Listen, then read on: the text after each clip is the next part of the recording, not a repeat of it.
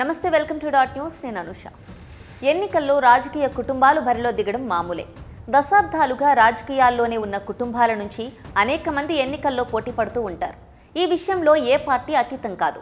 ఒకే party నుంచి అన్నదమ్ములు, తండ్రి కొడుకులు, తండ్రి కూతుళ్లు పోటీ చేయడం మామూలే.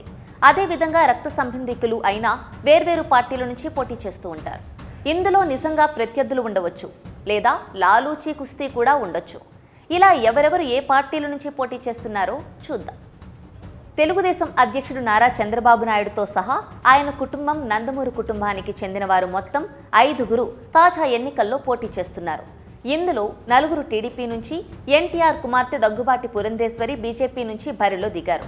ఇక ఉమ్మడి రాష్ట్రానికి చివరి ముఖ్యమంత్రిగా ఏపీలో కాంగ్రెస్ పతనాన్ని పరిపూర్ణం చేసిన నల్లారి కిరణ్ కుమార్ రెడ్డి రాజంపేట నుంచి బీజేపీ అభ్యర్థిగా లోక్సభ బరిలో నిలిచారు.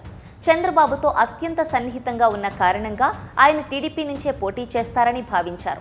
అయితే కొన్నాళ్ల క్రితం బీజేపీలో చేరి ఆ పార్టీ అభ్యర్థిగా మారారు. ఇక ఆయన తమ్ముడు కిషోర్ కుమార్ రెడ్డి మాత్రం టీడీపీలోనే ఉంటూ పీలేరు నుంచి అసెంబ్లీకి పోటీ చేశారు. చిత్తూరు జిల్లాలో వైఎస్ఆర్సీపీ సీనియర్ నేతగా ఉన్న పెద్దిరెడ్డి రామచంద్రారెడ్డి మరోసారి పుంగనూరు నుంచే బరిలో నిలిచారు.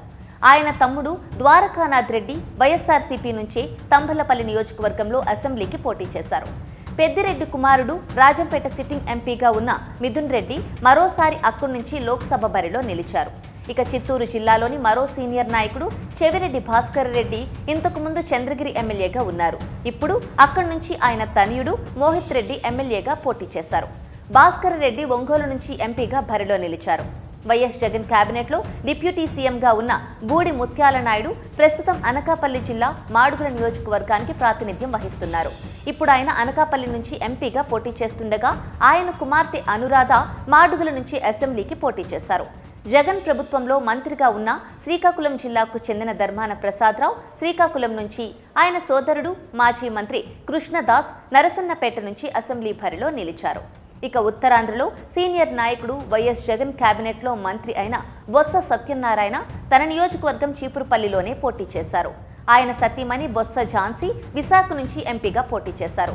ఝాన్సీ గతంలో ఒకసారి విజయనగరం జిల్లా పరిషత్ చైర్పర్సన్గా బాధ్యతలు నిర్వహించారు.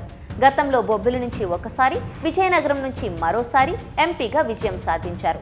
ఇక బొత్స సత్యనారాయణ తమ్ముడు అప్పల నరసయ్య గజపతి నగరం నుంచి అసెంబ్లీకి పోటీ చేశారు.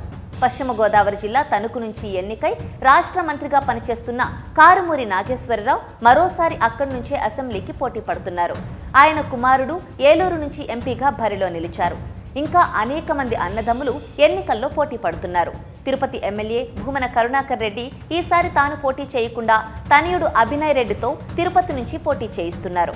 అలాగే బందరు ఎమ్మెల్యే పేర్ని నాని తాను బరిలో నుంచి తప్పుకొని ఆయన తనయుడు కృష్ణమూర్తికి అవకాశం కల్పించారు. Please subscribe .news.